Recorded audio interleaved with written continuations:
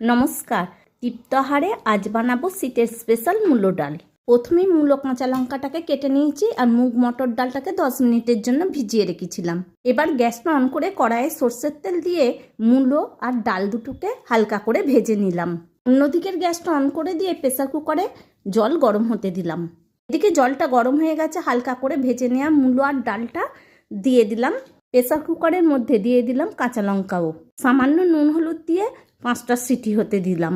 এখন ডালটা সেদ্ধ হয়ে গেছে। এবার কড়াইয়ে সর্ষের তেল দিয়ে তেজপাতা, শুকনো লঙ্কা, মৌরির ফোড়ন দিলাম। ফোড়ন থেকে সুগন্ধ উঠতেই দিয়ে দিলাম প্রেসারের ডালটা। প্রেসার কুকারটা ধুয়ে অল্প একটু জলও দিয়ে দিলাম। এবার পরিমাণ মতন হলুদ, নুন, চিনি দিয়ে দিলাম। ভালো করে নেড়ে কিছুক্ষণ ফুটতে দিলাম।